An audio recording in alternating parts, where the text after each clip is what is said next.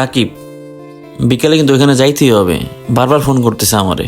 মামা, আজকে 14 ফেব্রুয়ারি, কিছু টাকা দাও, ঘুরতে যাবো গার্লফ্রেন্ডে নিয়ে। বাইক না, এখন তো টাকা নাই, পরে নিও, যাও, জরুরি কথা বলতেছি। কি যেন বলতেছিলাম, তুই বিকেলে চলে আসিস, যাইতে হবে ওখানে।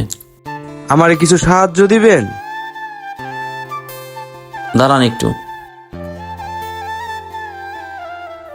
এই নেন ভাই।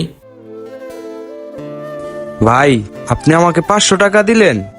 হ ভাই, 500 টাকাই দিলাম, যান।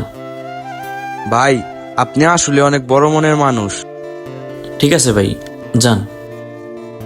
ভাই, ব্যাপারটা তো বুঝলাম না। আপনার বাইক নিয়ে টাকা চাইলো, বাইক নিয়ে টাকা দিলেন না, অথচ তার 500 টাকা সাহায্য করলেন। শোন ভাই, আমার ভাইগনা যে টাকা চাইছে, এ টাকা দিয়ে কি করতো? গার্লফ্রেন্ড নিয়ে ঘুরে বেড়াইতো। আজকে 14 ফেব্রুয়ারি ঘুরতে যাবে। আর হচ্ছে, আমি যারা টাকাটা দিলাম, তার ছোট একটা ভাই আছে, মাদ্রাসায় পড়াশোনা করে। তার ভাইটারে কোরআন শরীফ কিনে দিবে। ভাই, আপনি কিভাবে জানলেন যে তার বাইরে 500 টাকা দিয়ে কোরআন শরীফ কিনে দিবে?